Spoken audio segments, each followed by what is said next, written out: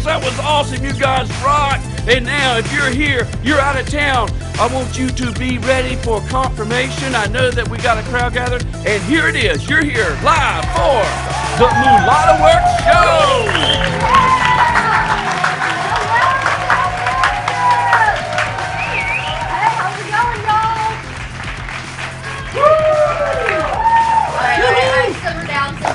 Simmer down. I got some few jokes for you that I need to crack, all right? Ready for this? So why is the graveyard so loud? Anyone? I don't know. Anyone? I don't know. Because everyone's coughing! Shout out to Alfredo in the rocking chair for that joke, though.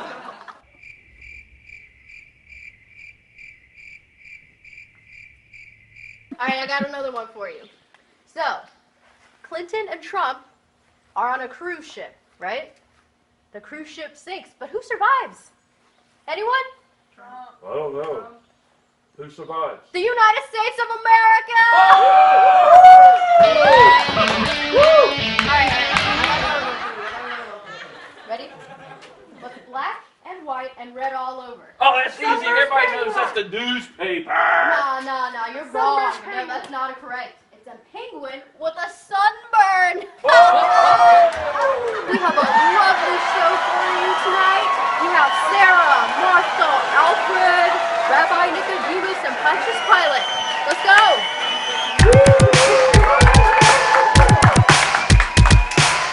All right, welcome back to the Mulatawork Show. We're going to start off today introducing Sarah. Can we all give a round of applause for Sarah?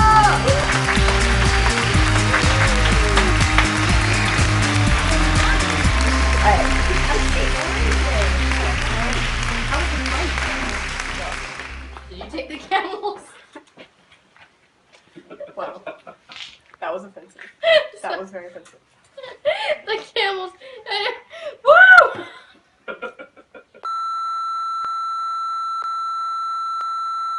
So, can you tell us a little bit about your life before your sister got healed? Just tell us a little so we can be on the same page. The crowd is dying to know. Well, the first year it was okay, but then as the years went on, it was like complain. It was like really annoying. She had to come live with me. It was so bad. It was just, very frustrating. But I mean, she's blood, so I can see how you would feel the need to take care of her. Good on you. So what did you guys do after she moved in? Oh, well, she was wandering around, like, trying to find a way. Like, she would spend money everywhere, like a doctor, trying to figure out how to fix it. And did they? And no, they could never do it. Wow. You must have lost faith during that time. Mm-hmm. That's unfortunate. So how did you end up with Jesus at that time? How did you catch his attention? Well, she wanted to go find him, and I was like, it's not going to work. You're not going to find him. There are too many people there. You're not going to get his attention. But she told me, she came home, and she was like, I've been healed. And I was like, there's no way. And she was like, all I had to do was touch the back of his, like, cloak. And I was very surprised and shocked. I can't imagine having going through something like that. I do greatly apologize. And I just have one last question for you, and you can be on your way. Do you think that Jesus still plays a role in your life? Does he still have an impact in your life? Well, it didn't really. It did for my sister because she was there and she really believed it because it happened to her. But for me, I didn't really believe it. I feel like after all those doctors and treatments and stuff, she really, it worked for her, so. So you're still skeptical? Interesting. Well, thank you for your time. I know the camels are getting a little thirsty.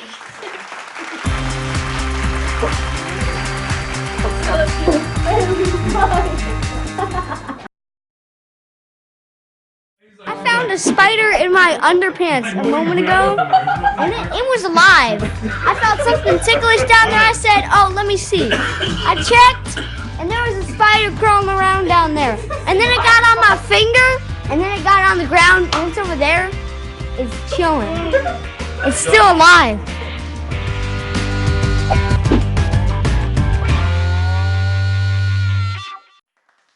All right, welcome back to the Mulatawork Show. That was really nice to have Sarah. And we're going to have Martha come in. So let's give her a warm round of applause, everybody.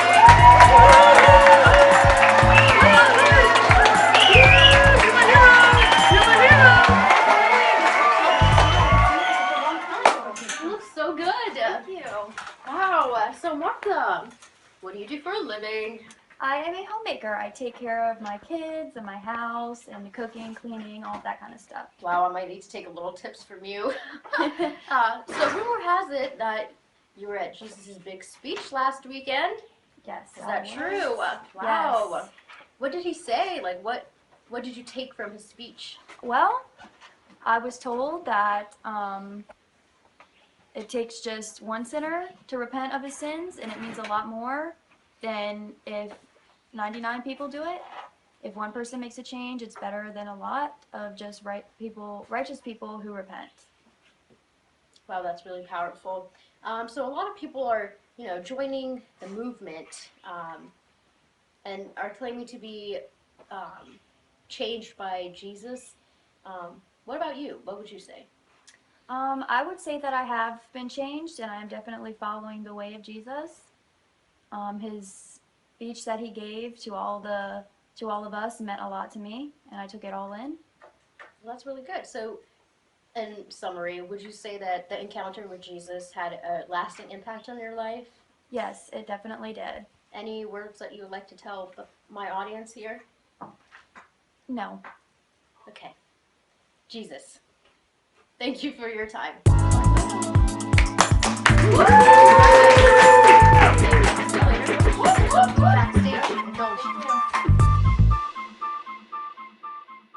Welcome back, everybody.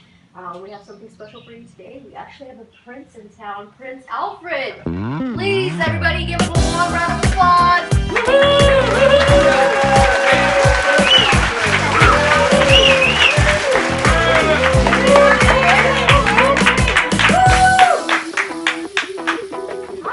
Welcome. It's so very lovely to see you today. How's it going? It's doing great. What about you? It's kind of hanging in there. Okay.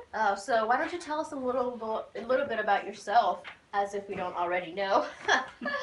Well, I like to bathe in my money. In my free Interesting. time. It's really relaxing. It just cools you down. And I help the community as much as I possibly can. I do my best to work towards going to heaven and being a really big follower of Jesus. Well, so I've heard that you, of all people, are pretty religious. Is there any way that you can prove this by maybe your actions that you've taken throughout your life? I was able to talk to Jesus one time, and through that, I was telling him how through my youth and everything, I've been doing all of his commandments, and I've been doing well doing them. Now, and he told me that I needed to give money, and give a little more money, and I kind of reluctantly, very, very reluctantly, said okay to that and walked off. Wow, that sounds pretty difficult for somebody to do, especially with somebody of such wealthy family. So would you say that Jesus really challenged your faith? And exactly how, if you could just clarify it for the crowd? He did, but I truly will always be a Christian. I will always be there with the church, and I'm going to need to step up my act and work harder towards the church. Wow, that's really, really impressive, and I'm very happy to hear that. So I would say that you handled the situation pretty well, but was there anything that you could change, if you could go back and change anything? I wish I could really have reacted to him saying I need to do better, a lot better, instead of reluctantly saying okay All right. and walking off. But I would say that you did a pretty good job on your own. Thank you so much for your time. You can just go backstage and hang out. We'll talk with you later. Before I leave, I have one thing, Okay. one question for you. Okay. Do you know why Saturn has its rings? Why? Because God liked it, so he put a ring on it.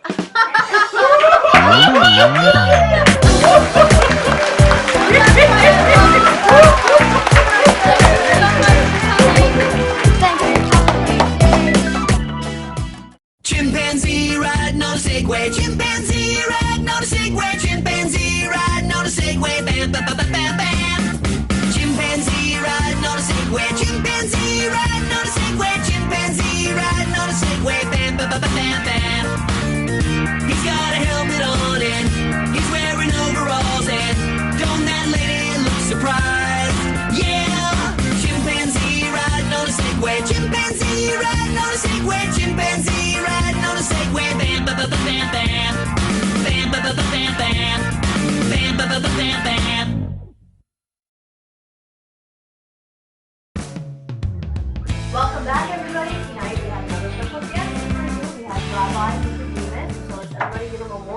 applause.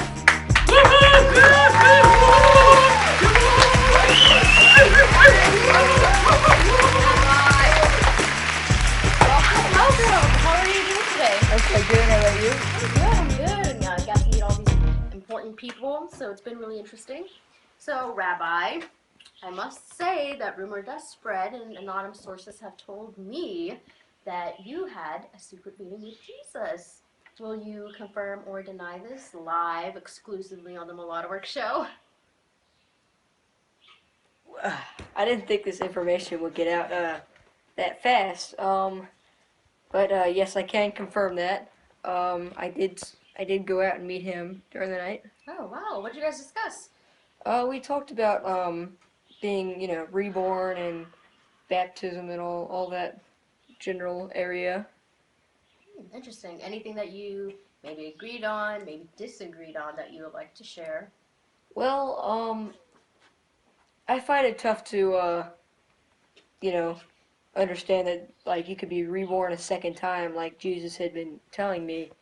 And I don't know, it was just kind of a lot all around, kind of tough to believe a lot of what he was saying. But I mean, I don't know. Interesting. So now that Jesus has been crucified and some magically brought back, how has your life changed, or will your life change from this point forth? I don't think it's made a humongous difference in how I live my everyday life. And I'm not, it's tough to believe that he did, resurrected, I guess, from the dead. And I plan on possibly going and checking the tomb kind of for myself later on. But I don't think it made a massive difference in how I live my everyday life. But I did go and help, when he first initially passed away, I did help go and, wrap him in linens and put him in the tomb and bury him. So, I mean, I saw him dead, so it is kind of tough to believe. Well, that was all the time that we have for you today. Thank you so much for coming out. Everybody?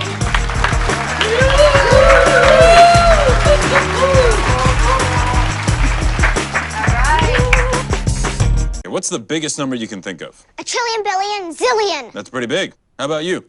10. Okay. How about you? Infinity. Can you top that? Infinity and 1. Actually, we are looking for infinity plus infinity. Sorry. What about infinity times infinity? Oh. Welcome back to the Mulatawork Show!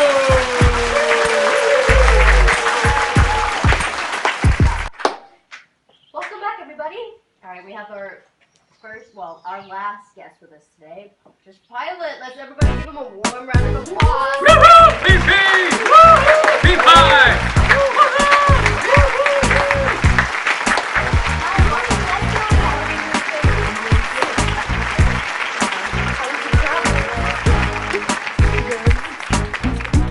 Well, thank you again so much for joining us, Your Eminence. I know you're a very busy person, so let's get right to it. So I heard the local religious authorities brought you a difficult case recently.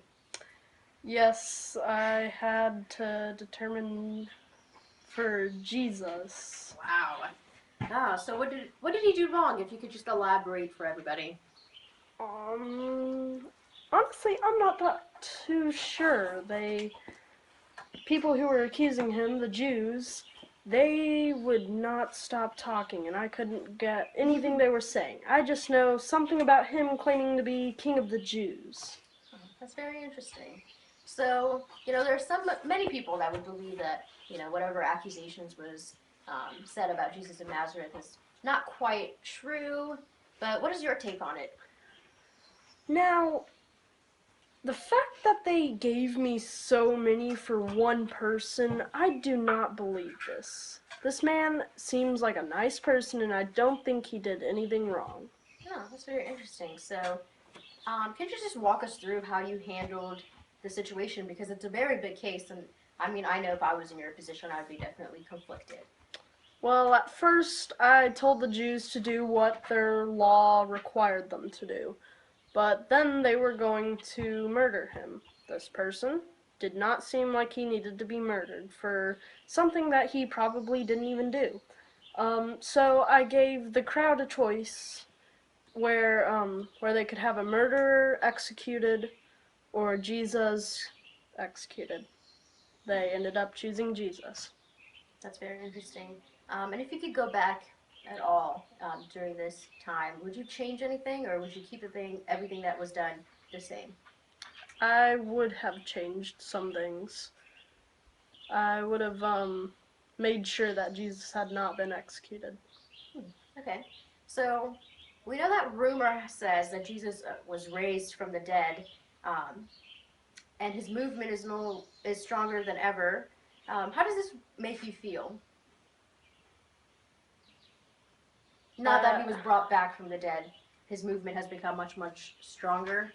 So, what is your take on it? Like, Makes me feel like, I don't really know, it does not affect me that much.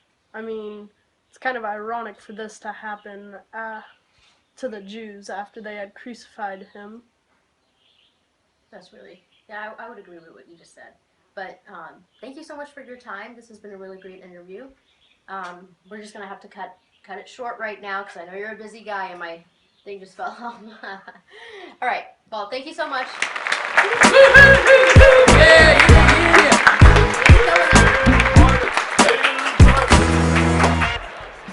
I don't know if you guys have noticed, but we have a very special guest with us. The audience.